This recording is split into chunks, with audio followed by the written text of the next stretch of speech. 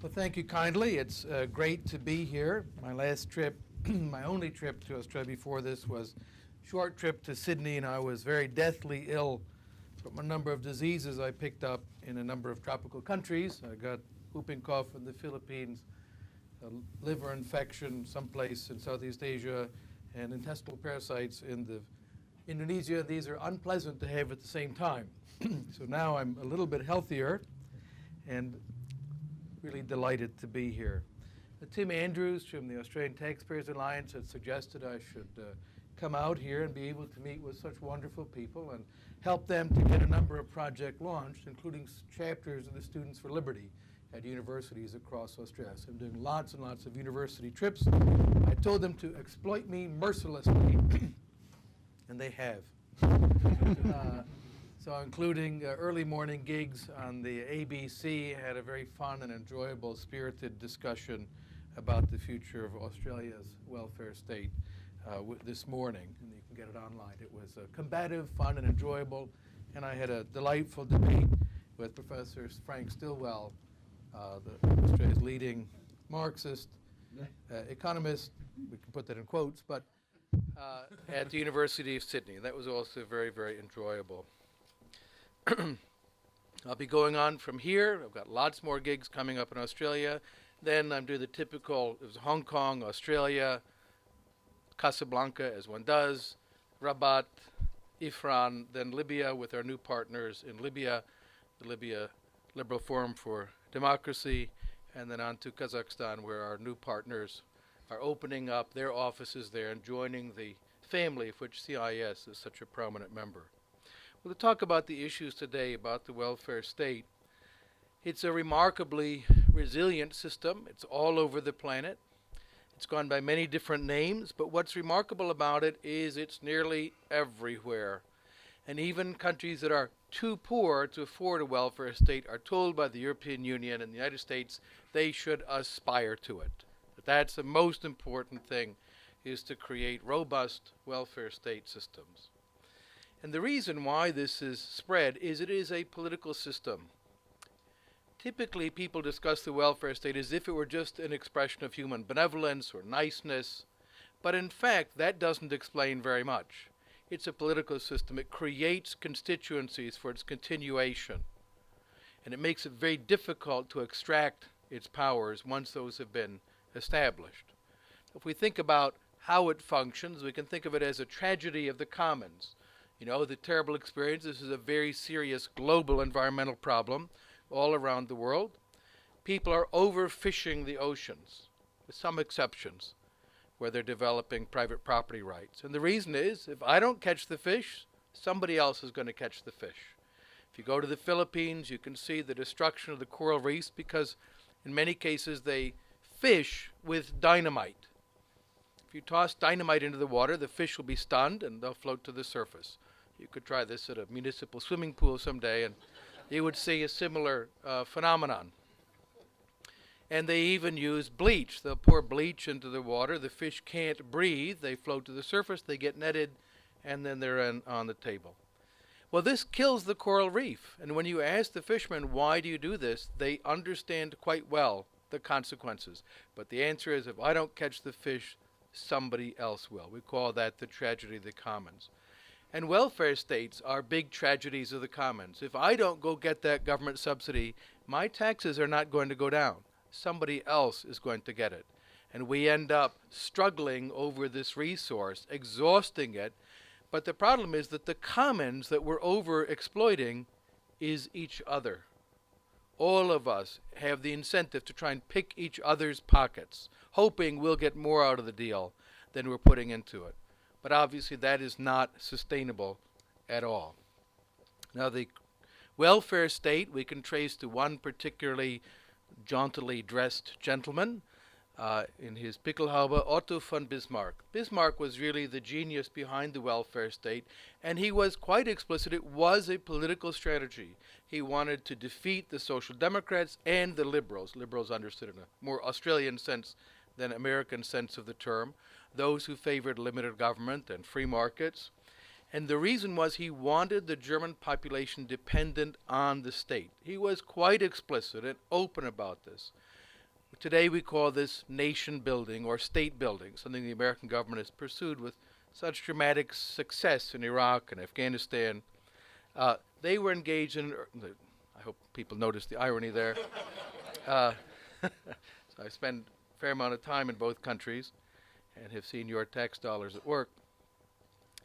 There they had an explicit campaign to create a German identity. And the idea was to identify with a German state rather than with Württemberg or Bavaria or all the various states that had previously made up the German nation. And one of the strategies was to create a state pension system. And he was very clear. Just as a soldier is loyal to the emperor because of the pension he receives for his service to the state, every worker should be loyal to the state because he receives a pension from the state.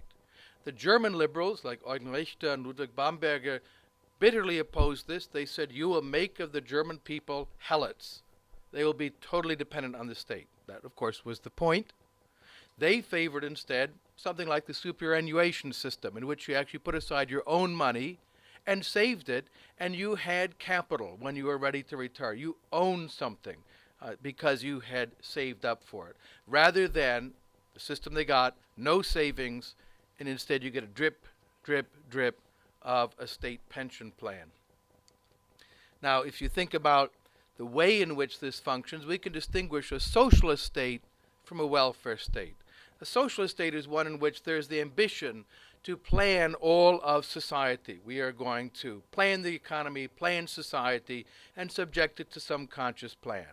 And for the Marxists, that was the realization of human freedom. Marx's conception of freedom was that we would be able to plan our own futures as a collectivity. That was the true highest form of human freedom for what he called a species being, the human race. Didn't work out that well. I raised this in my debate with Professor Stilwell. He seemed shocked at the idea. It didn't turn out so well. Instead, the welfare state actually is a much more modest conception, though. Not to attempt to plan all of society and supplant the market and the price system, but rather to be responsible for the welfare of the population, so that you would be relieved of the responsibility of making decisions for your own life, your old age, medical care, education, and in some cases housing and other features of life would be taken care of by the state. And there would be organs of state administration to do this. National Health Service, educational ministries, and on and on and on. And these vary from country to country as to what is or is not part of the welfare state. But the key principle was that the state would relieve you of the burden and obligation of being responsible for your own welfare. Now we can think about how they're structured. They have a very interesting structure. You find certain common features around the world. And the first one is the pay-as-you-go principle, which is enunciated in state pension plans. This was, again, one of Bismarck's innovations. It means that money that is paid in today is spent. And those who are paying in today as taxpayers anticipate that their pension will be paid for by later generations. In the early days of such system, they're remarkably popular. Think about the American Social Security system. There were people who retired and, without having paid anything into it, received a pension. As you could imagine, they liked that. They thought that was very attractive. And there were not that many of them, so it was clearly very, very affordable. So in the early days, these tend to be very popular. The problem is that they accumulate unfunded liabilities over time. It has the structure, as I'll explain in a moment, of a Ponzi scheme or a pyramid scheme. Initially, they look great. Everyone seems to be doing well. In the long term, they don't turn out so well. The second, again, Bismarck's innovation, was what we call fiscal illusion. It's in the interest of politicians to magnify the benefits that they offer to us, so we see them. They're quite visible, but the costs are hidden in a variety of ways. And tax systems and so on typically are structured to make it very difficult to understand what is this actually costing me as a taxpayer. In this case, with pension systems, they initiated what was called the employee share and the employer share. Again, Bismarck's great innovation. So that employees were told, yes, you're putting your share away for your retirement. But the employer is also contributing. But of course, every economist will tell you that 100% of the tax is coming out of the employee's pocket. It's money that would have been spent to employ that worker, but instead of going to the worker is going to the tax collector. But we are told somehow the employer is being forced to chip in as well. Every year from the American Social Security system, I receive a delightfully detailed statement of all the money that's been taken out of my paychecks over the years, and then it calculates what I can anticipate receiving in benefits after that. It's completely fraudulent because they do not include the so-called employer share, which came out of my pocket. It effectively doubles the apparent rate of return that I'm receiving from it. If a private company did this, the chief financial officer would be indicted for criminal fraud. And then finally, these are characterized as social rights, that they're rights that you have. And in particular, having paid in for a lifetime, you're told this is your right and your entitlement. This makes these systems very difficult to reform when you find out there's no money in the piggy bank. Because people are told, it's my right, it's my social right as an American or Canadian or Danish or Australian or whatever citizen, it's my right to receive these benefits. So this makes them typically quite difficult to reform. And this again is a real strategy of politicians to make any kind of rollback far more difficult to do. Now if we think about the history of this institution, the Second Reich that Bismarck had created after the Franco-Prussian War comes to an end at the end of World War I, and in Germany the successor is the Weimar Republic. And it was considered the most advanced welfare state or Sozialstaat in the world, enormously a large system of state administration of a variety of benefits through the welfare state. And this was considered a really advanced social state. Unfortunately, and I have chapters in the book that go into this in some detail, it didn't really turn out all that well and turned into something else quite more frightening and horrifying, which was the Third Reich. And that was built very much on the rubble of the Weimar Republic, which had such an enormous, overextended social welfare state that collapsed. It continued, though, as the most advanced social welfare state in the world. I highly recommend the book by Götz Ali. Götz Ali is a very, very well-known German historian. He really set the cat among the pigeons with this book because he's a good financial historian also, and he asked the question, what was it that made the Third Reich so immensely popular among the German population? If you go to Germany, you will find, if you ask, were there any Nazis, a group of people of the appropriate age, there are none. But we know there were a lot. Those people showed up at those rallies. Now, they might be ashamed of it for a very, very good reason today. But it was an immensely popular state. Why? While some say Hitler was the most fabulous speaker, this actually isn't true. People laughed at him in the early rallies. He was so overdone and foolish and clownish looking. Maybe they had the best, snappiest uniforms. This is true. Actually, they did have by far the best designers of totalitarian uniforms. But I don't think that explains very much, and Götz Ali says it doesn't either. He recounts as a boy asking in their family, where did this beautiful furniture come from? And people got quiet. It was looted from Danish families. It was stolen from them and given to loyal supporters of the regime in Germany. As he points out, the Third Reich reached a period of near fiscal collapse in the 1930s and set about saying, where are we going to fund all of these benefits? And who presented themselves as the most obvious target? Of course, it was the Jews.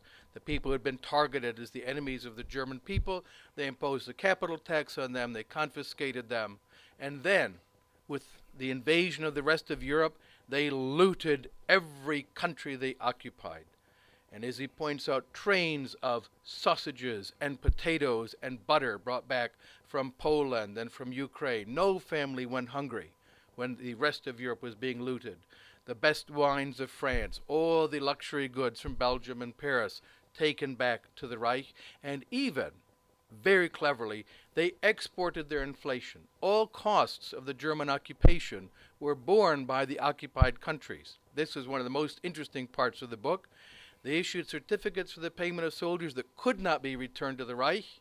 They could only be traded locally at fixed exchange rates with local currencies. And of course, they just printed them. It destroyed and debased every currency of every occupied country, as well as looting all of the gold reserves from their banks. This was the most malignant welfare state in the history of the world, and he clearly identifies it as such. But also, like all pyramid schemes, it did come to a crashing conclusion. They would have had to have continued occupying more countries to finance this enormous pyramid scheme that they had embarked on. And of course, that didn't happen, thank God. We got a clicker problem here. All right, let's see what we can do here. Thank you. In far less malignant form, however, the ideology of a welfare state did spread around the world. This book by Shari Berman, very, very fine history of social democracy in the welfare state, and she frankly admits this comes out of the same well, the same intellectual sources as fascism and Bolshevism and other forms of collectivism, but taking a more, there we go, someone clicking it for me? Okay, thank you. A more democratic form, and it was copied elsewhere. Think about the United States. The Second Bill of Rights articulated was not only the right not to be tortured, the right to trial by jury, the traditional liberal rights, the American Bill of Rights, but a new set of rights articulated. The right to health, safety, housing, and so on and so forth. The structure of those systems, however, in their mature phase is unstable.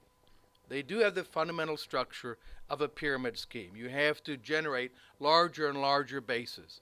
And we are now facing a serious crisis in many countries. Australia is fortunate for a variety of reasons. As I said on the ABC this morning, you're about 20 to 25 years behind Greece. And the gentleman said, well, that's very provocative. And I said, that was the point. Because you do have an opportunity to set the house in order before you coast into the Greek future. You do have this window. You should be grateful for that, and you should take advantage of it. Now, if you think about the structure of these, they generate systematically what we call fiscal imbalances, and the public pension scheme in Australia absolutely has one of these. And that is to say, the present value of the difference between what is expected to be collected under current law and taxes and what is required to be spent under current law, there's a difference between the two. You can take that over the future and calculate the present value of it. So let's look at what those numbers are for a number of countries.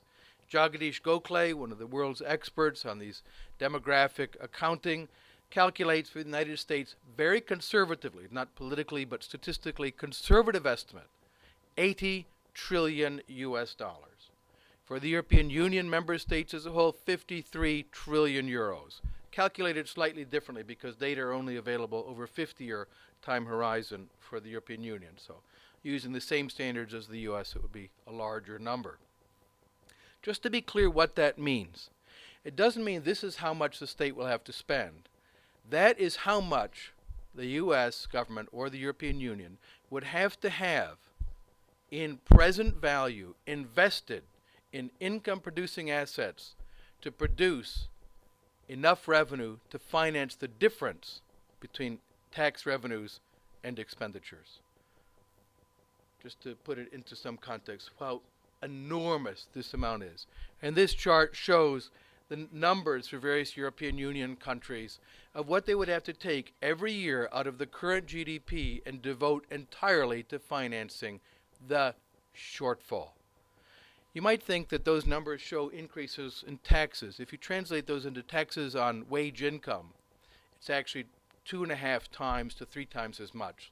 So taxes in Greece would have to go up by about 30 to 35% on wages to finance the obligations of the current welfare state. But it's not only unfunded liabilities. There is the intragenerational transfer that's gotten a lot of attention. Occupy Wall Street, 1%, 99%, tax the rich, make them pay. There's actually a much more substantial transfer, and that is intergenerational. And again, looking at the data for the United States, Gokle estimates an intergenerational transfer of about $65 trillion. That is to say, from children to their elders. This is grossly unfair, what is going on there, the bankrupting of future generations. So more countries face a Greek future than realize it. And we might think, well, what are we going to do about this? The European conservatives so far, in most countries, have been unable to deal with this. And in Greece, they contributed to the problem. They hired all their friends to work for the government, added 100,000 new employees to the state budget, the state payroll, in a country of 11 million people. That's a lot. And effectively bankrupted the country along with their socialist crony buddies. And the consequence is pretty scary. Essential social breakdown and the emergence of authentically frightening extremist parties. As the state made all these promises, it is now unable to realize. This is the insignia of the Golden Dawn Party, which is a real neo-Nazi party that doesn't just vaguely look like a swastika as an accident. And this is happening in other European countries facing similar problems as well, such as Jobbik in Hungary with 44 members of parliament. It's a Nazi party. There's no question about it. Their leader in parliament calling for the government to make a list of all the Jews in the country. Just imagine this in Hungary in the year 2012. And the reason is, of course, the system is collapsing. You have to blame someone. And who's the last person you're going to blame? Yourself. How easy it is to blame foreigners, Jews, financial interests, outsiders for all of these problems of these collapsing fiscal states. So these systems, these obligations will not be fulfilled in those states that have gone down this road. The question is, what alternatives are there? And I think it's a good question for Australians to begin asking now so you don't end up in that terrible situation. I want to run through just a couple, I know my time is running out here, of options looking to the past in Australia and other countries. What did people do when there wasn't a welfare state? And the first point, of course, is economic growth. That is the real difference between the old world and our modern world. This is from Angus Maddison, the Danish economic statistician, looking at per capita income around the world from the year 1 until roughly the present. You'll notice it's really flat for a long time, till about 1800. And the question is, what happened then? It was the first, as Joseph Schumpeter put it, business-respecting civilization in all of human history, where people who created wealth were honored and allowed to keep it without being looted by their rulers. We need to think about economic growth again in a systematic way. We need a lot more growth to be able to fund these big holes in our future. And then finally, voluntary institutions, things like savings clubs, Raiffeisenbank, you see all over Europe, was originally a savings club, and friendly societies, which have a great history in Australia. Andrew and Peter mentioned this in their introduction to the book. There is a great, great tradition of friendly societies in Australia. They were effectively wiped out, as they were everywhere else, by the welfare state. Now, there are some remnants of this in popular culture, the only ones I have found that very young people can recognize. The Flintstones. And I ask American college students, I say, do you know who they are? Yes. What are they doing? I don't know. Where are they? I don't know. So they're at the lodge. How many of your parents go to the lodge? Usually not one hand will go up. My parents went to the lodge. Lots of people went to the lodge. They are places where people met, they had social life, and they took care of each other. They took mutual responsibility, and they built hospitals and charities and systems to help those who were down and out.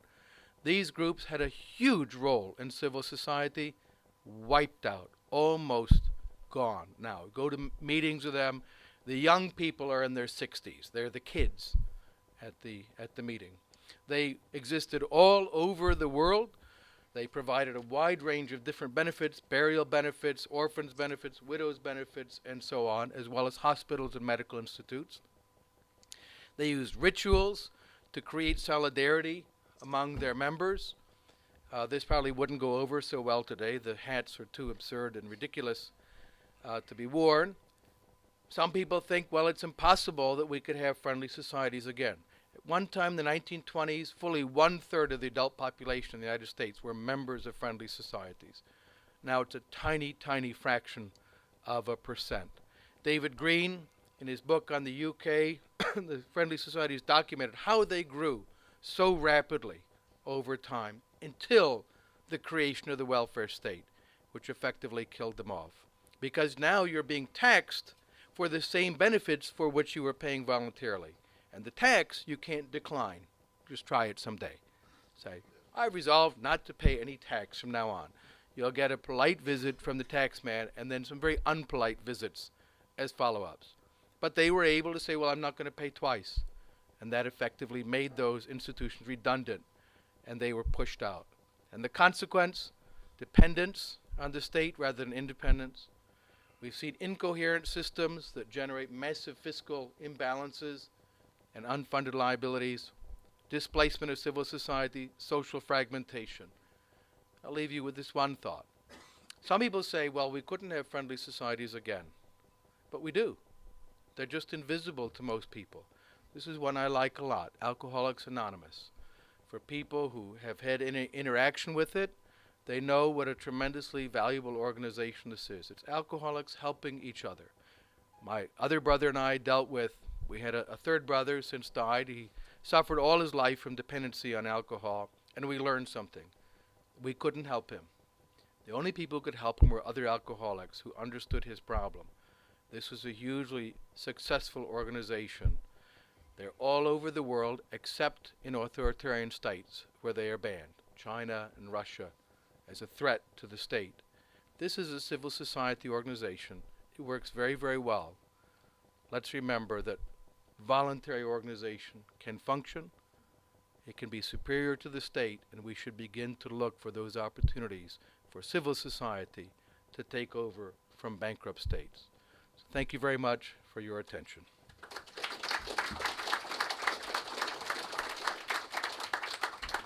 Thank you very much, Tom. This is when we try to throw to Peter Saunders, who is joining us via Skype in the UK. Tom, in his talk and in his book, really makes two core points. The first is that the welfare state financial model is bust. It's this notion of the pyramid selling, and that it can't continue. And I think the figures he gave there on the gap between current tax revenues and current liabilities for payments in the future are deeply frightening and deeply scary. And the second point, of course, he makes is that there is a way out of this, which is to rediscover what was going on before we got into this huge welfare state model, which is to rediscover mutualism, voluntarism, and so on. So let me just try and say something about each of those two core points as they apply to Australia. I think I don't want to come over as complacent, because I think Australia does have a problem. And I spent a lot of my time at CIS writing about the Australian welfare state and the cost of it and how to reform it.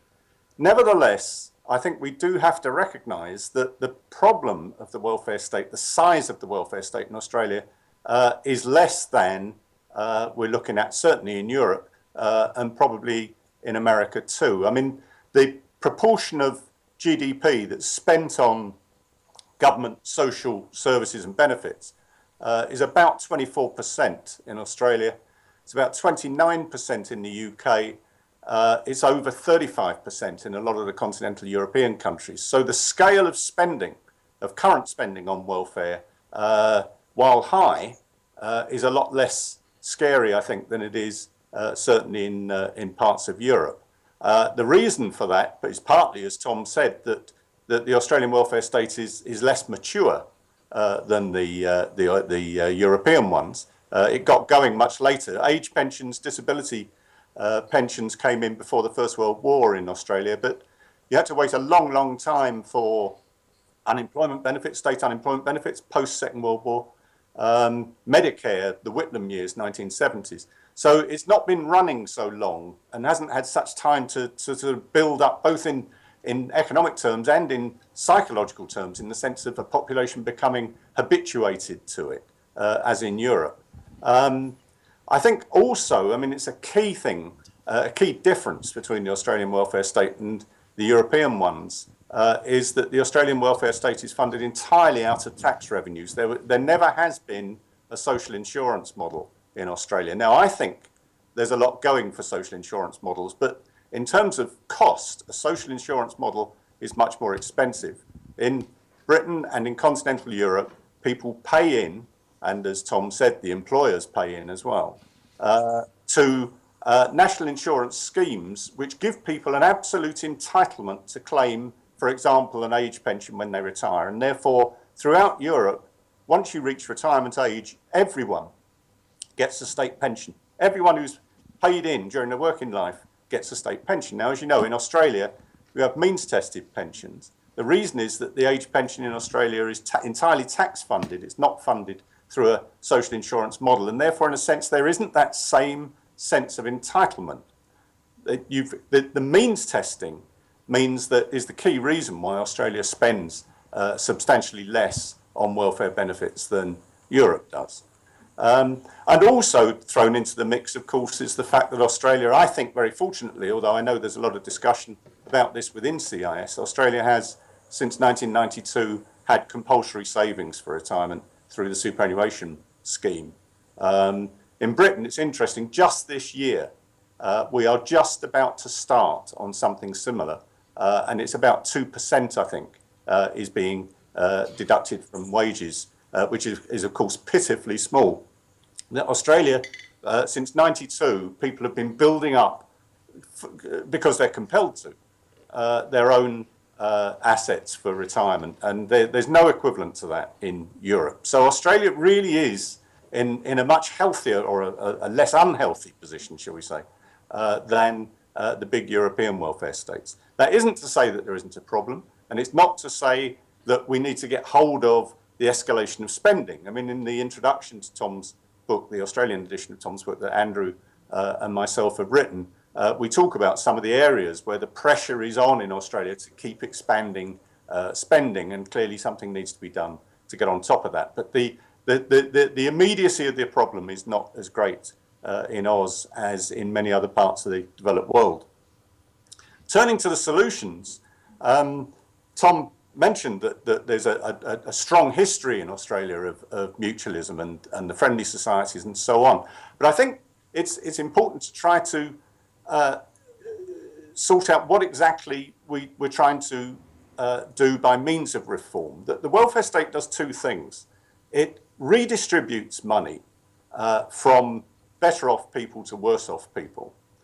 And for everybody, it helps you redistribute money through your lifetime between periods when you're earning a lot of money and periods when you're probably not earning very much.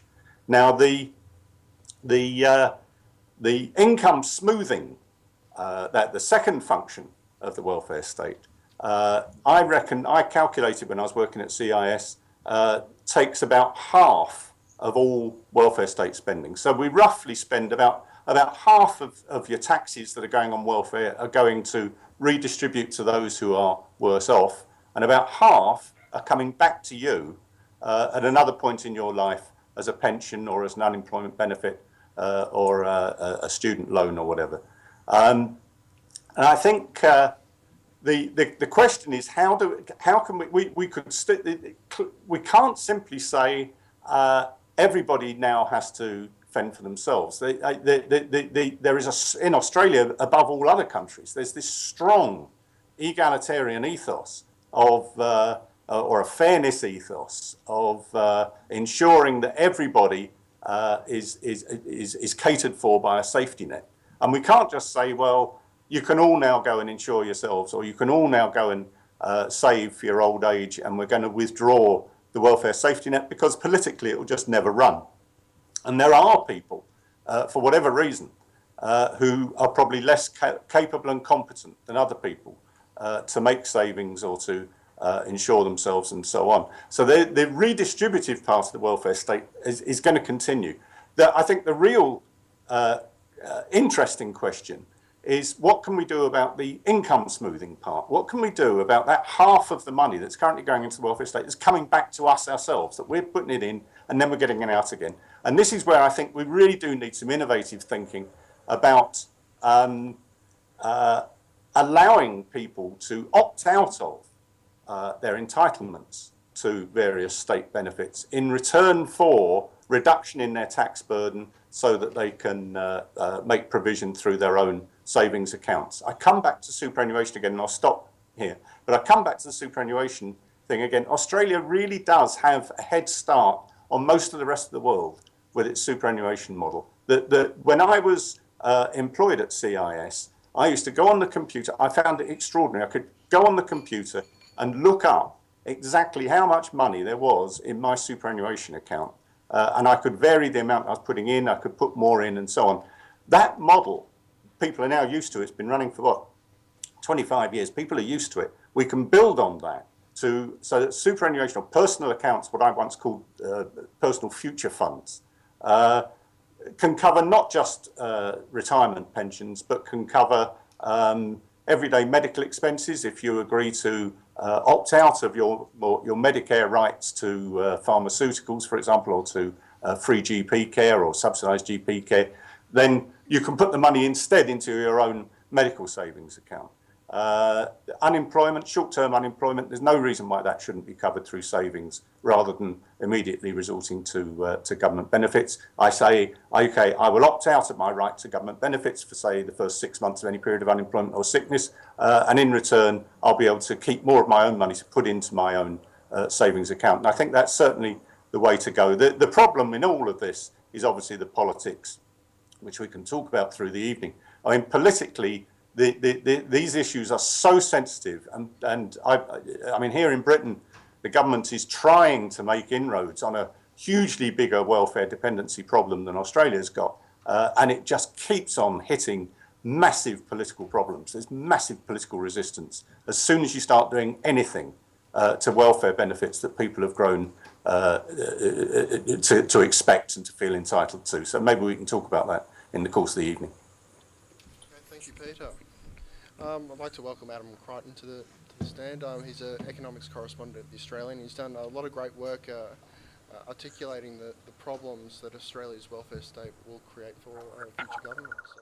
Well, thanks very much, Greg, for having me back here. It's always a pleasure to be back at the CIS, where I did certainly spend some time, some pleasant time. Indeed, touching on welfare issues as well, and indeed the spread of the welfare state. I'll keep my remarks fairly short.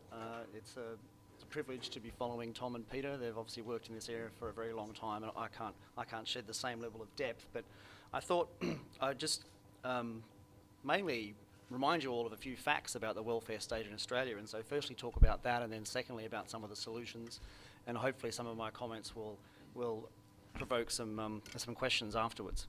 So, firstly, as has been said, Australia does indeed have a long-standing affinity for the welfare state. We had the old age pension from 1909. That was one of the first in the world, and indeed we even had a baby bonus in 1912. Not many people know that, but it certainly wasn't called a baby bonus then. It was called a maternity allowance, but all mothers were paid a flat rate of £5 or about $500 in today's money for the birth of every child.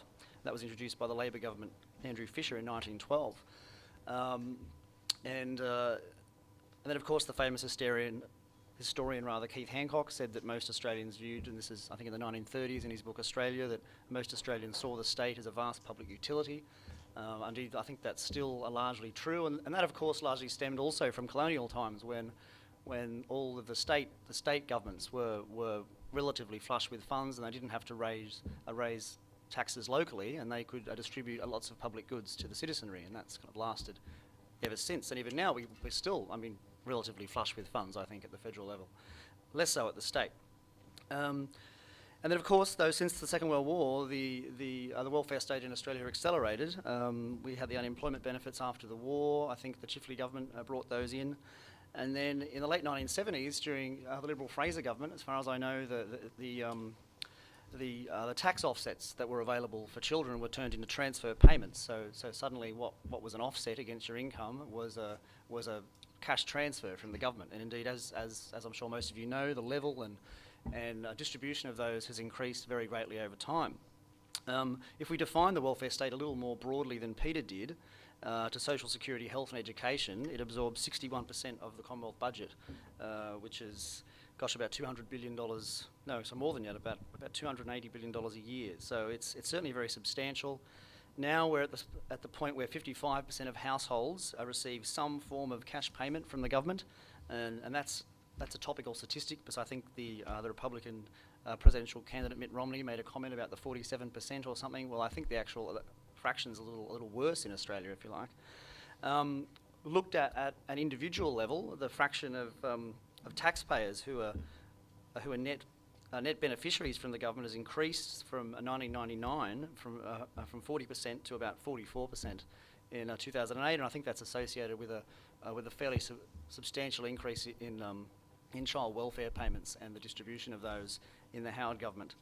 The Rudd and Gillard governments have made some attempts to wind those back, but they've been fairly modest. At the same time as the welfare state has been expanding, the proportion of taxes raised by high income earners has been increasing very dramatically. And so, for instance, I always like rattling off these statistics because most people are shocked. But the top 1% of taxpayers by income pay 17% of all the income tax, and the top 10% of taxpayers pay 45% of all the income tax. And so it's a fairly stark reminder of how skewed the distribution is. And I think it's timely to remind people of that during the current debate about the concessions for superannuation, which is supposedly so skewed to upper income earners. Well, obviously that's because they earn more in the first place. So what do we do to wind back the welfare state, or to try to? I have to concede I'm fairly pessimistic on it. I think it's almost, we're on a road to Greece almost. I just think it's fairly insoluble, given democracy, if you like, and just the internal parameters of it, and just what it ultimately leads to. I think the politics is just too hard. But I think to just remind people of specific welfare policies and how bad they are, and so some of my favourites are the fact that the age pension in Australia goes to over 10,000 pensioners who live in homes worth more than $1.3 million a year.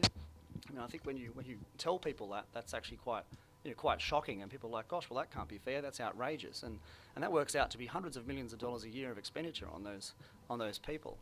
But again, even the politics of that is very difficult. I think it might have been a Liberal leader in the early 80s suggested that should be wound back. In fact, maybe it was John Howard, although I can't quite remember.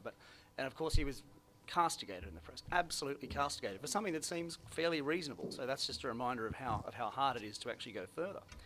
Then the other one, Family Tax Benefit B, is one of our child welfare policies in Australia. Not many people know that it is paid to families who have a household income up to $176,200 a year, right? Which, in the distribution of household incomes, it puts you very, very high up, very high indeed. And even an ANU professor, I won't name him, but I wrote an article and said this. And he said, no, that's not right. It cuts out at 150,000. And he was wrong. He subsequently said, oh no, you were right. And then this is a specialist in the area who didn't even know that. And so just reminding people of how outrageous it is, little cases like that, I think is very helpful. Now, the government recently trimmed the baby bonus from $5,000 to $3,000 for every second and subsequent child. And I think the outcry of that is very symptomatic of how kind of rotten the culture is about welfare now, say as to 60 years ago. When the child endowment was introduced in 1941, it was only paid for second and subsequent children, right? So the inversion, if you like, of what we have now, where the bulk of the payment comes at the first child, and there was outrage at reducing it for second and subsequent children. I mean, of course, the politics of that is probably that far more families have only one child now, and so they want the payment, and so it's all about want as opposed to need, whereas when it was introduced, it was about need. Well, maybe if you had a second child or a third child, you actually did need some help, but you certainly didn't need any for the first child. So now it's completely opposite. Now, just in terms of why I was pessimistic, the opposition called that minor reduction a vicious and savage attack on families.